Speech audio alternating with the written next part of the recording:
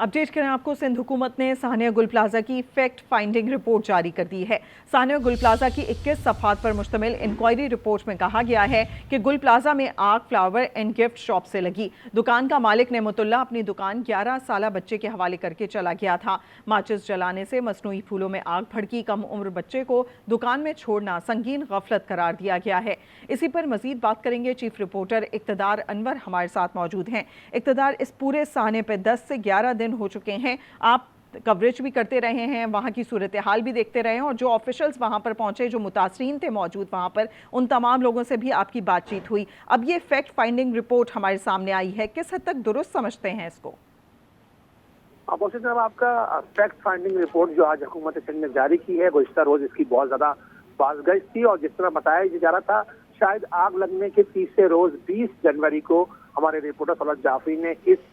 वाक़े से मुतालिक आगाह किया था कि नेमतुल्लाह की ये शॉप थी जिसके अंदर बच्चे जो है वो माचिस से खेल रहे थे। एक बच्चे की उम्र 11 साल और दूसरे की 13 साल थी। ये ऐनी शाहिद के बयान के ऊपर जो है वो सारा मामला आगे की जानिब बढ़ा। उसने खुद बताया कि जो फायर सिलेंडर था उससे उसने आग बुझाने की कोशिश की, लेकिन आग बुझने के बजाय जो है वो मजीद फैल गई। इसी तरीके से जो चौकीदार का इंटरव्यू किया गया है फैक्ट फाइंडिंग टीम की जानिब से, तो उसने बताया कि उसने इंतजामिया के बोलने पर 5 मिनट में पूरे प्लाजा की जो लाइट है उसको बंद कर दिया था। यहाँ ये बात भी काबिल गौर है कि आज तक जो इंतजामिया वही कह रही थी कि इलेक्ट्रिक लाइट बंद की है, लेकिन फैक्ट फाइंडिंग के अंदर बताया गया कि वहाँ के चौकीदार ने इस लाइट को बंद किया था। इसके अलावा ये भी बताया गया उसने कि साने के वक्त मार्केट के अंदर 2500 से 2000 लोग मौजूद थे, और जो ग्राउंड फ्लोर के रास्ते थे यानी बेसमेंट के जो रास्ते थे उनके ऊपर आग लगना शुरू हुई, और उस आग ने देखते देखते मेजनाइन फ्लोर को अपनी लपेट में लिया,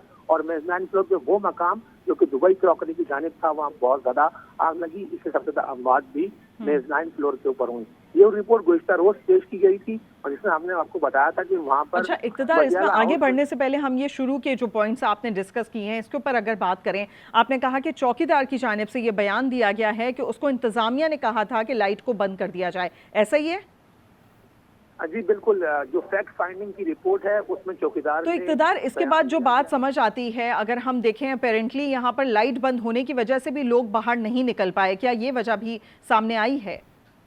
जी, फैक्ट फाइंडिंग रिपोर्ट के पेज नंबर 8 पर चौकीदार का बयान लिया गया है, और उसमें एडिशनल आईजी कराची आजाद खान ने अब से थोड़ी देर पहले प्रेस कॉन्फ्रेंस में ये बताया कि ये बहुत बड़ा फैक्टर है कि जब लाइट बंद कर दी गई तो वहाँ मौजूद जो लोग थे वो एक तरीके से कब्र के अंदर अब फंस गए, और उन्हें जाने का रास्ता नहीं मिला। इवन जो दुकानदार थे उन्हें जो रास्ता मालूम था वो दुबई क्रॉकरी की जानिब से रास्ता मालूम था, लेकिन उस रास्ते के ऊपर आग लग गई थी, इसलिए वो वहाँ से निकल नहीं सके। इंतजामिया ने 18 गेटों में से किसी भी गेट का ताला खुलवाने की कोशिश नहीं की। यही वजह है कि फैक्ट फाइंडिंग रिपोर्ट में इस बात की सिफारिश की है कि इमारत की इंतजामिया से भी जो है इन्वेस्टिगेशन की अच्छा जाए। इक़्तिदार, जिस तरीके से आपने कहा कि बहुत से यहाँ पर 18 तकरीबन आपने गेट्स बताए हैं, 18 गेट्स थे यहाँ पर मौजूद, लेकिन उसके बावजूद उसके ताले नहीं खुले, तो उसको बंद कब किया गया? अभी बताया जाता है जो फैक्ट फाइंडिंग जो मिशन था यानी कि जो इंक्वायरी कमेटी है उसने ये बताया कि उस दिन मगरिब तक ग्राहकों की जो आमद है वो कम थी मार्केट के अंदर, तो इंतजामिया को ये एहतमाल हुआ कि शायद आज ग्राहक नहीं आएंगे, क्योंकि एक दिन पहले शब महराज थी, लोग रात जागे थे, लोगों ने रोजा रखा था, तो इंतजामिया का ख्याल ये था कि शायद आज लोग नहीं आएंगे, इसलिए मगरिब के वक्त की जो गेट हैं जिनकी तादाद 12 से 14 बताई जाती है उन्हें बंद कर दिया गया था। जबकि ये बात भी सामने आई है कि जिस 26 घंटों का दावा इंतजामिया की जानिब से किया जा रहा था उनमें से 6 पहले ही मुस्तकिल तौर पर बंद कर दिए गए थे, और वहाँ शॉप जो है वो कायम कर दी गई थी। इसके अलावा ये बात भी सामने आई है कि इंतजामिया जो कह रही थी उसके पास वाफिर मिकदार में फायर एक्सटिंग्विश मौजूद थे, यानी सिलेंडर और बाउल मौजूद थी, ऐसा नहीं था। तो 2 से 3 फायर सिलेंडर पूरे गुल प्लाजा के अंदर मौजूद थे जिनसे आग बुझाने की कोशिश की गई, लेकिन वो आग बुझने के बजाय जो है वो मजीद बढ़ती रही। और यहाँ ये बात भी काबिल गौर है कि इंतजामिया ने ये भी बताया कि हर चीज में केमिकल मौजूद था, और इस केमिकल से आग जो है बढ़ती ही रही, काबू में नहीं आई। अच्छा इक़्तिदार, ये केमिकल की मुसलसल बात हो रही है, हमने देखा पहले दिन से अब तक यही बात की जा रही है कि केमिकल वहाँ मौजूद था जिसकी वजह से आग तेजी से फैली। इस केमिकल के हवाले से बताइएगा, ये यहाँ पर क्या मौजूद है, किस किस्म का केमिकल था ये? आज देखिए, बताया ये जाता है कि दुनिया भर में जो फ्लावर शॉप हैं, जो नकली फ्लावर्स होते हैं ان کی تازگی کو برقرار رکھنے کے لیے خاص طور پر وہ لوگ جو کرسمس ٹری وغیرہ خریدتے ہیں یا آرٹیفیشل فلاور سے واقف ہیں، انہیں اندازہ ہوگا اس بات کا کہ فلاور کے رنگ کو تازہ رکھنے کے لیے، اس کی شائننگ برقرار رکھنے کے لیے پتوں کے اوپر ایک کیمیکل کا چھڑکاؤ ہوتا ہے، اور یہ کیمیکل انتہائی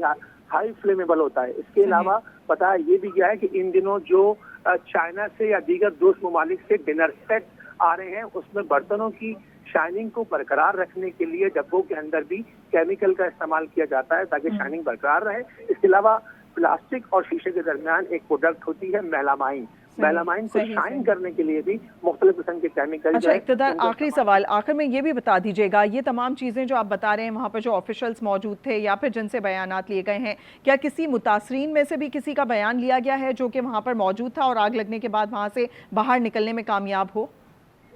جی کم از کم 10 کے قریب ایسے دکاندار ہیں جن کے بیان ریکارڈ کیے گئے ہیں، اور ان سے یہ پوچھا گیا ہے کہ آگ لگنے کے ٹائم وہ کیسے نکلنے میں کامیاب ہوئے۔ اس سارے واقعے کا جو ذمہ دار اگر ہم کہیں وہ 2 بچے اور دکان مالک،